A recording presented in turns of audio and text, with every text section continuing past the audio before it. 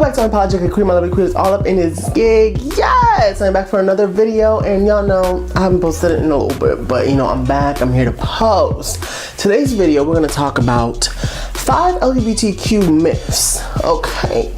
Myths about our community that people seem to believe are true, and I just don't understand how you can live your life thinking it's true, Jesus. First myth is coming out only happens once. You know, we all hear these stories, like coming out stories, and they're popping cute, you know, we liberating ourselves, hopefully, and becoming more attuned with who we are. But we also need to understand that different spaces require different forms of coming out. And when I say that, I mean, if you haven't come out in a space, you have to reevaluate yourself. Is this a safe space for me to come out? You know, am I going to be discriminated against? Treated a certain way, Lord?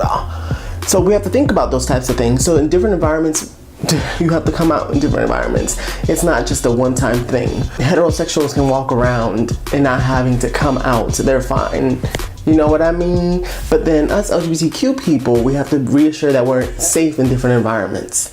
And sometimes it takes us having to readjust ourselves in those spaces, readjust how we act, readjust who we are, how comfortable we are expressing ourselves, because we can't be ourselves in some spaces because we're treated horribly or people may look at us a certain way.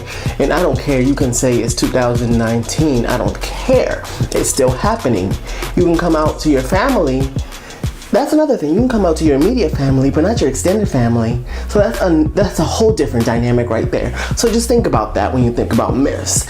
Coming out is a one-time thing. No, it ain't, sis. Oh, the second one hits home so hard. And it is same-sex couples have male and female roles. These stereotypical roles piss me off. See, we're socialized to be supposed to act a certain way, fulfill certain roles. Women are supposed to do certain things, men are supposed to do certain things. But in reality, that's not always the case for LGBTQ people. Not everybody identifies with those stereotypes. They are stereotypes, Jesus. Not everybody identifies with what is ascribed to us by society. And that's our constant battle in our community, being able to freely express our gender identity and express our sexual orientation, who we are, be liberated with our own sexual orientation and or our gender identity. I hate when people ask, and this is like something that's happened to me in my own household, being as who's the man and who's the woman in the relationship. Last time I checked, Jesus, I'm not with a man, but I'm just saying I'm not with a guy. I'm single, but I'm saying, like, no, my partner is a guy. He's a man. Like, that's who I'm with. I'm not with a woman. So why would you think? It's just like how a lot of people are heterosexual people, and we're all socialized that way, and it's so damn irritating that people can't just, you know, stop trying to. And I always say this, stop trying to normalize our experience by ascribing characteristics you are comfortable with hearing, you are used to hearing, you know about, because in reality, you don't know everything. And yes, I understand you're socialized that way, blah, blah, blah, blah, Jesus. But we are not all the same. And we don't always have to fit between those two boxes. Thank you. Myth number 3 is gay men are feminine and lesbian women are butch. There are gay men who are feminine, yes. There are lesbian women who are butch. But those everybody isn't the same.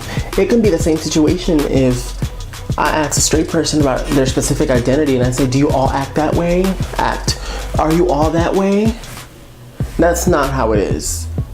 We have to learn how to differentiate someone's sexual orientation with their gender identity. We have to think about the fact that there's a spectrum when it comes to femininity and masculinity, or however you want to understand those terms. It's a spectrum, and not everybody fits between the black and white. Everyone fits between 2 points of a binary. There are people in between people. There are people in between people. There are people in between. We need to understand. Okay? Myth number 4. Bisexual people are greedy. They can't just choose or make up their minds. Biphobia is a thing. Did you know that? Being bisexual doesn't make you greedy because you want to date or be with both genders. That's not what that means. Okay, so stop it. So let me give you this example. So if a heterosexual man wants to sleep with multiple women, what does that make him? Does that make him greedy? What does it make him? Oh, we don't want to talk about that, right? Because that's controversial. Right, so just think about that. Thank you.